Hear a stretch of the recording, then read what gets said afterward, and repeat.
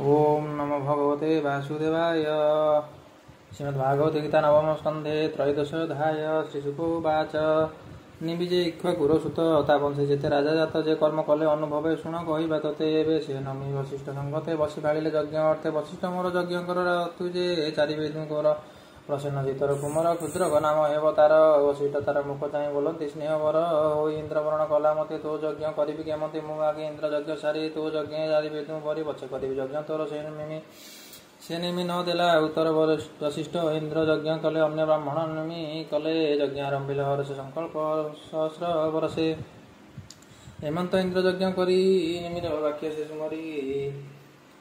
से यज्ञ करिवार आसे बेगे मिलिले निमि पासे यज्ञ आरंभ देखि तार कपिले ब्रह्मांग कुमार बोइले कोप बर होई मते अवज्ञा कलु तुई तो जीवर जीवन आई कार्य मरण हेउ तोते आज नाशणी निमि कोप बही बोले जीवन छाड़ तुई दक्षिण निमि साप फले वशिष्ठ बसिले निश्चले जीवन गला देहु छाड़ी दक्षिण शून्य मार्गे उड़ी उर्वशी गर्भे हुई जन्म मित्र वरुणଙ୍କ नंदन निमि यज्ञ शाळे पशी रहिला यज्ञ स्तंभ अग्रासी निमि शरीर विप्र जने विचार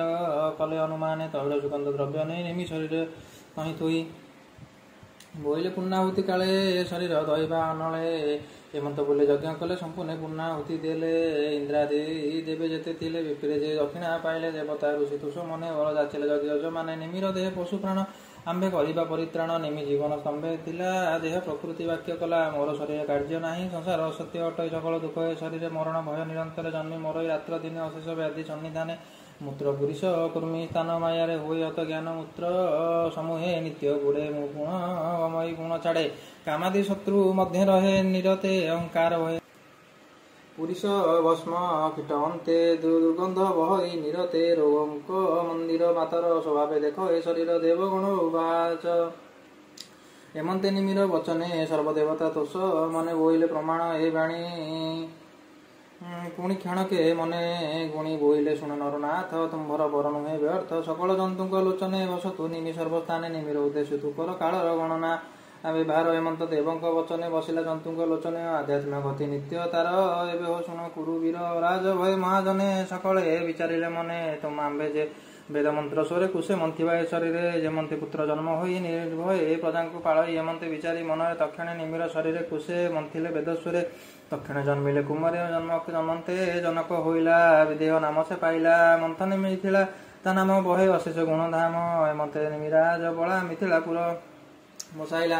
ता पुत्र उदवसु नाम नंदी वर्धन ता नंदन सुकेतु नामे तार सुत तार संतति देवव्रत देवव्रतर बृहदत्त तात हूँ महावीर्यजात सुधुत तार कुमर द्रुत केतु ता वंशधर तहु अर्जस हुए जात मरु अटई तार सुत प्रदीप हुए ता नंदन ता सुत कृत रथ नाम तार कुमर देव मीढ़ जा चित्त जोगाभ्यासे दृढ़ विश्रुत तार संतति तार कुमर महाद्रुति ता सुत कृतिरात नामे जीव अशेष गुणधामे तार संतति महारोम रूपे शशांक नोहे सम सुवर्ण रोमे ता तनये ता तहु हर्ष रोमा हुए तार कुमर शिर ध्वज जार महिमा राजराज विप्रता जे तार यज्ञ काले कुंडकु चसिले लंगले लंगल अग्रे सीता जात अणु से शिर ध्वज ख्यात तार कुमर कुश ध्वज धर्म ध्वज तार तनुज तात हूँ बेनी पुत्र जात शुण हे तांकर चरित से कृत ध्वज मित्र ध्वज शुण तांकर तनुज कांडक्य केशी ध्वज बेनी साधिले जोग विद्या बेनी कांडक्य कर्म तत्वे रत केशी ध्वज तहु से वित सेणु से कला पलायन कर्म तत्व देई मन केशी ध्वजर जे संतान ता नाम अटे मानु भानु मन सत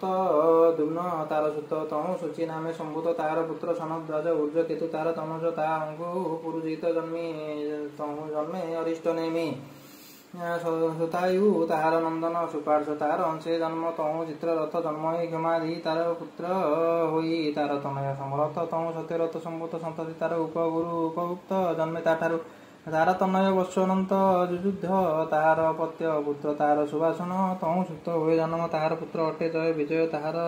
तनुज ऋतु ता तहु उत्पन्न शुनक तार संतान वितहव्य तार संतति तार पुत्र अटे द्वितीय बहुलाश्व तार सुत कृति नामे ताहार पुत्र जनक वंशे राजा जेते कहिलु भूत भविष्यते से सर्वे जोग विद्या साधि तरिले संसार जलधि बोइले विप्र जगन्नाथ नम स्कंदे भागवत रविर वंशे राजा जेते से कथा वंशानुचरिते तोते कहिलु प्रिय भावे